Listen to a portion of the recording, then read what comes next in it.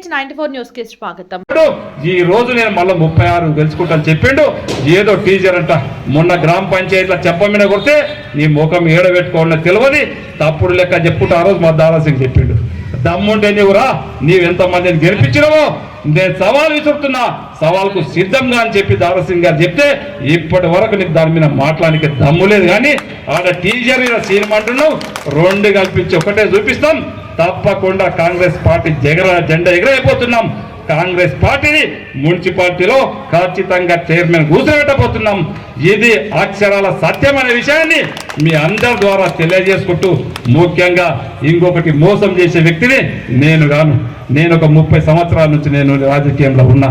నేను ఒక జెడ్పీటీసీగా ఉన్నా, ఒక డీసీసీబీ చైర్మన్గా ఉన్నా, 2 సంవత్సరాల నుంచి ఎమ్మెల్యేగా చేస్తున్నా. నేను దీనే కూడా సిద్ధం. నేను ఒక జెడ్పీటీసీ చేసిన, ఒక తెల్ల పేపర్ లాగా ఒక మచ్చ లేకుండా పనిచేసిన, ఒక ఉమ్మడి రంగారెడ్డి జిల్లాలో ఒక డీసీసీబీ చైర్మన్ చేసిన. నీలాగా నేను ఓడిపడలే.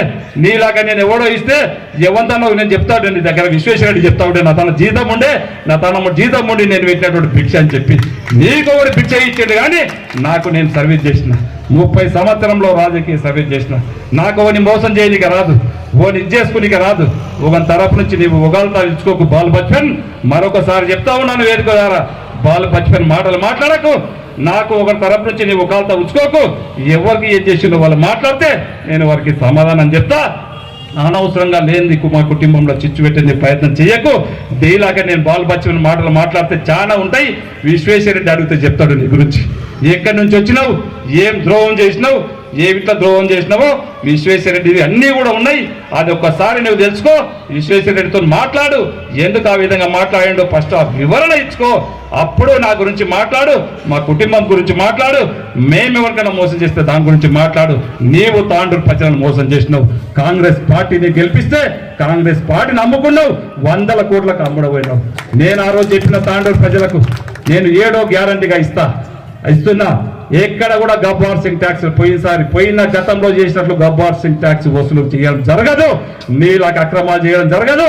గవర్నమెంట్ భూములను ఆక్రమించుకోవడం జరగదు. దాన్ని ఒక్కు పాదంతో తొక్కేస్తాను చెప్పినా ఇంకా నీ ఎంబడి కూడా పడేది ఉన్నది. నీవు కూడా గవర్నమెంట్ భూములు ఎక్కడెక్కడ చేసుకున్నావో తెలుసు. ఆ వెండిటి కూడా చిత్త విప్పేది ఉన్నది. ఇంకా వెండిని ఎంబడి పడితే నీవు ఇక్కడ కనపడవు. తాండూరు ప్రజలు నీవు చేసిన ద్రోహానికి రాళ్ళు తీసుకొని కొడతారనే విషయాన్ని మీ ద్వారా తెలియజేసుకుంటూ గట్టిగా మళ్ళొకసారి ఏ దానికైనా నేను చర్చకు సిద్ధం. ఎవరు ఒకరు తప్పుకోకు. ఎవరికి మోసం చేసినో నేను దానికి సిద్ధం. నేను తాండూరులో ఈరోజు ఒక ఎమ్మెల్యేగా లేను. 25 సంవత్సరాల నుంచి వ్యాపారంగా చేస్తున్నా. వ్యాపార పరంగా కూడా ఏ దానికైనా సిద్ధము. బిజినెస్ పరంగా కూడా సిద్ధము. ఈరోజు రాజకీయ పరంగా కూడా నేను తయారునని చెప్పి కూడా వేదిక ద్వారా వారికి సవాల్గా విసురుతూ మరొకసారి నేను మీకు అందరూ కూడా చెప్తా ఉన్నాను. గౌరవ ముఖ్యమంత్రి గారి సహకారంతో తాండూరు పట్టణాన్ని, తాండూరు మండలాలన్నీ, తాండూరు గ్రామాలన్నింటినీ కూడా ఒక ఆదర్శమైన నియోజకవర్గంగా చేసుకుందాం. ఖచ్చితంగా అన్ని రంగాల్లో అభివృద్ధి చేసుకుందాం. తాండూరు పట్టణాన్ని అన్ని రంగాల్లో అభివృద్ధి చేసుకొని ఒక మోడల్ తాండూరుగా ఈ 75 సంవత్సరాలు మనకి 2028లో కాబోతున్నది. ఒక మోడల్గా మనం చేసుకుందామని చెప్పి కూడా మీకు అందరికీ తెలియజేసుకుంటూ, మీరు ఇక్కడ ఉన్నటువంటి వాళ్ళన్నింటినీ కూడా కాంగ్రెస్ పార్టీ అభ్యర్థులను గెలిపించే బాధ్యత మీరు తీసుకోండి అని చెప్పి కూడా తెలియజేసుకుంటూ, నాకు ఈ అవకాశం ఇచ్చిన వారందరూ కూడా మనస్ఫూర్తిగా ధన్యవాదాలు తెలుసుకుంటూ ముగించుకుంటున్నాను. Thank you.